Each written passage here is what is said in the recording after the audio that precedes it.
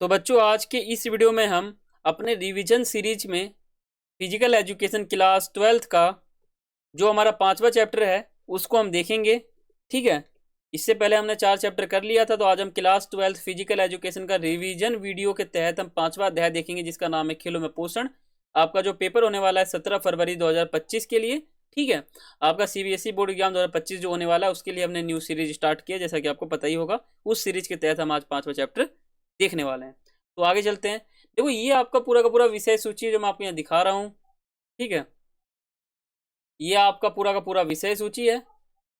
हमने पहला चैप्टर कर लिया, दूसरा कर लिया, तीसरा कर लिया, चौथा कर लिया, पांचवा, छठा, सात, सॉरी, हमने चार तक कर लिया है, पांचवा आज हम करने वाले हैं। ठीक है।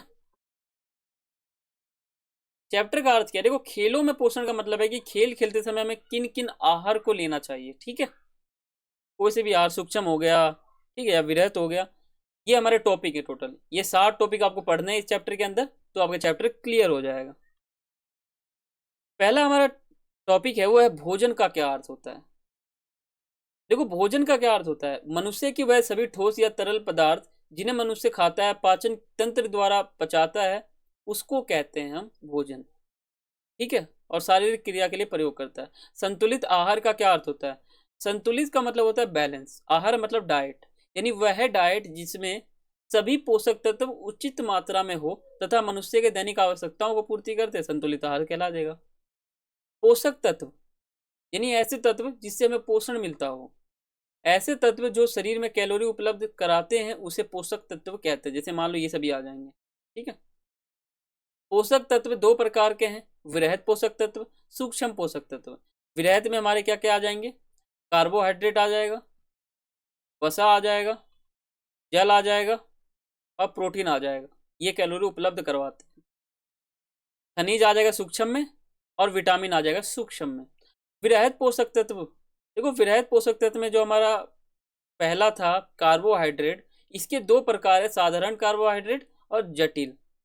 और इसके सामने आपको यहाँ देखने को मिल ही रहा है। ये सब आप स्क्रीनशॉट लेके पढ़ सकते हो। वसा के बारे में आप पढ़ सकते हो स्क्रीनशॉट लेके। अब वसा के कार्य क्या है? शरीर के तापमान को नियमित रखता है, कोमल अंगों को सुरक्षा प्रदान करता है, सुंदरता प्रदान करता है, त्वचा को खुरदुरा होने से बचाता है। जल के कार्य क्या है? ये आपके 3 कार्य मैंने आपके सामने लिखे हैं। सूक्ष्म पोषक तत्व, देखो सूक्ष्म पोषक तत्व, देखो खनिज, हमारे शरीर में खनिज बहुत कम मात्रा में पाया जाता है, लेकिन यह हमारे शरीर के लिए बहुत ही महत्वपूर्ण होता है। ठीक है। नोट, हमारे शरीर में कुल 24 प्रकार के खनिज पाए जाते हैं। ठीक है। अधिक मात्रा में पाए जाने वाले खनिज ये सभी हैं, 3। ठीक है। और कम मात्रा में पाए जाने वाले भी 3 हैं। ठीक है। आप स्क्रीनशॉट ले सकते हो, माइंड मैपिंग है। ठीक है। और ये विटामिन के बारे में बता रखा है। विटामिन के प्रकार हमारे वसा में घुलनशील होते हैं और दूसरा जल में घुलनशील होता है। ठीक है। और ये हमारे विटामिन सी के कार्य हो जाते हैं। तो गैर पोषक तत्व, आहार के गैर पोषक तत्व ऐसे पोषक तत्व होते हैं जो गैर मतलब क्या होता है? जो कैलोरी उपलब्ध नहीं करवाते हैं। ठीक है। आहार की गैर पोषक तत्व के प्रकार, एक हो गया हमारा फोक, एक हो गया जल, एक हो गया रंग यौगिक, एक हो गया स्वाद यौगिक। इसकी ये कैलोरी उपलब्ध नहीं करवाते, सिर्फ ऐसे ऊपर ऊपर के होते हैं। फोक। ठीक है। अब इन चारों के बारे में आप स्क्रीनशॉट लेके पढ़ सकते हो। ठीक है। तो चलते हैं आगे। आहार की देखो, अल्प आहार की हानियां, जो कमजोर होते हैं वजन में उनका बारे में बताया। देखो, अल्प आहार का अर्थ होता है बहुत कम मात्रा में खाना लेना, या खाना अल्प आहार के मतलब जैसे खाना हम खाते हैं, ठीक है, और हमारे शरीर को बहुत कम लगता है, यानी शरीर में कहीं ना कहीं वजन में कमी। ठीक है।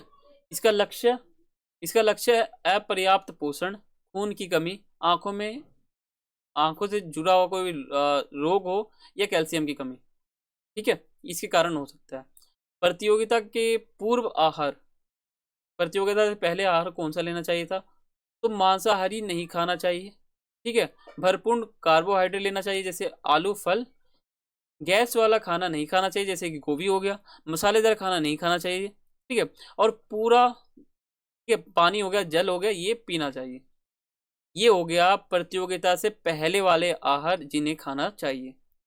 एक हो गया प्रतियोगिता के दौरान वाले आहार, कौन से हैं?